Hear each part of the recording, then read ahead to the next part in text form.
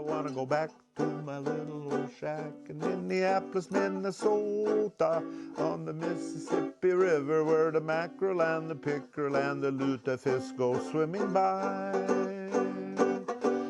Where the mackerel and the pickerel and the lutefisk go swimming by. You bet.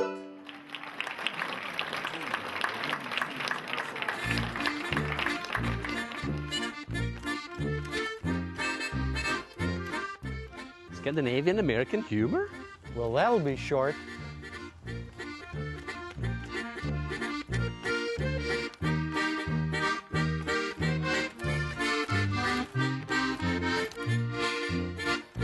Any questions?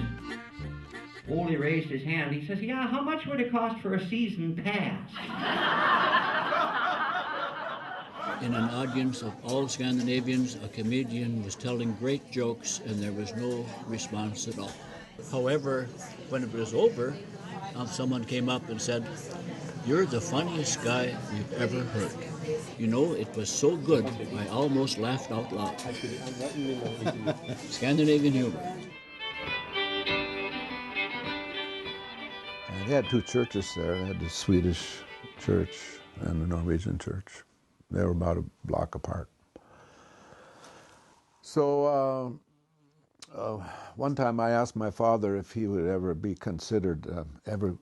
consider being buried in the Swedish cemetery. It was a real nice cemetery on a lake, and he said he'd rather be dead. But luckily the Finns had just one word for that. Pohjois-Minnesotan eteläpuoliskon läntsiosan itäisen lohkon keskiosan. So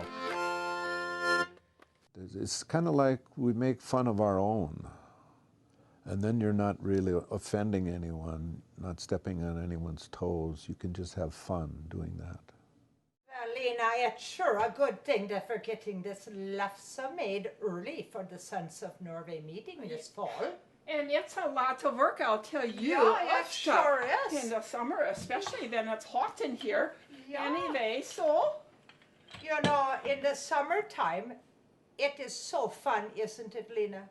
We go and visit all the members of the Sons of Norway. And you know, we pride ourselves in not gossiping. Oh, no. But we do a lot of visiting while we're making this lefse, don't we? Well, we have to share the news, and let me tell you, Hilda. Do I have some news for you?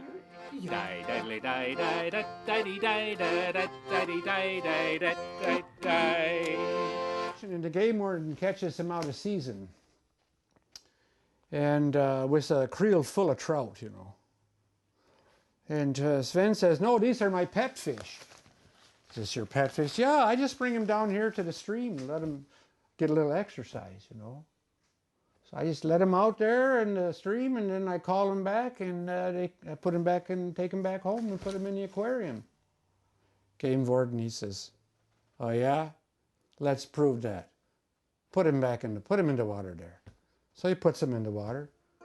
Fish swim away. What I really believe, you just make humor about your real life. I mean, I don't tell jokes. I don't tell one joke, but I just make humor about what it is to be a human being, which is funny enough. I try to stay positive, and you know, especially at church, you know how positive you have to be when you leave the church, how joyful and thankful and everything. The other morning I left church and I said to the pastor, I said, "You know, Pastor, I'm so happy to be here. I'm so thrilled." I said, "It's true, I can't see and I can't hear, but thank God I can still drive."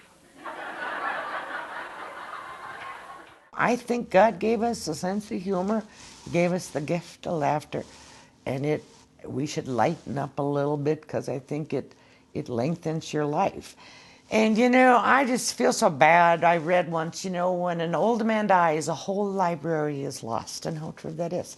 I think we all need to remember and to record what it was like, the way we grew up, because someday our kids and grandkids are saying, "Oh, that's why she was the way she was."